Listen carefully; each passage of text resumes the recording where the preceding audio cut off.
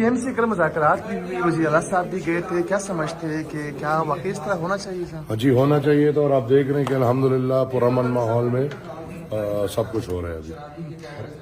سر آج پارلیمانی کمیٹی میں کوئی اہم بریک تھرو کا امکان ہے، کوئی اتفاق رائے پیدا کرنے؟ اللہ کرے اندر چلے جائے، پتہ چلے گا، ابھی تو کوئی پتہ نہیں. اس کے علاوہ پی ٹی آئی کا ایک موقف تھا کہ ہمارے ذریعے بات ہونی چاہیے، کے پی کے کی گورنمنٹ کے ذریعے ان لوگوں کے مطالبات ریاستی اداروں سے ہیں، مائنز کا معاملہ ہو، مسنگ پرسنز کا معاملہ ہو، کیا وزیر اعلیٰ اتنے بااختیار ہو گئے ہیں یا کمیٹی نے انہیں دیا ہے اختیار کہ وہ فیصلہ کر سکیں؟ دیکھیں، اسی لیے تو کل وہ جو ایک جرگہ بنا ہے، اور وہ جرگہ میرے خیال میں اکراس دا بورڈ، اس میں پی ٹی آئی بھی ہے، وزیر اعلیٰ کی اپنی نمائندگی ہے، اور اس تمام تر پارٹیوں کی نمائندگی ہے، اور اس میں یہ فیصلہ ہوا ہے کہ یہ سب لوگ وہاں پہ بیٹھ کے انشاءاللہ ان کے مسائل لے کر آئیں گے. جب وہ مسائل لے کر آئیں گے تو اس کے بعد انشاءاللہ بیٹھ کے کوشش ہوگی.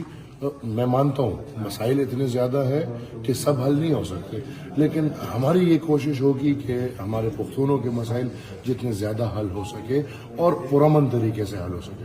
بیرسٹر سیف صاحب کا جو بیان تھا اس حوالے سے کیا کہیں گے؟ ایک طرف سے مذاکرات بھی کر رہے، دوسری طرف سے وہ اس طرح کے بیانات بھی دے رہے. میرے خیال میں اس کو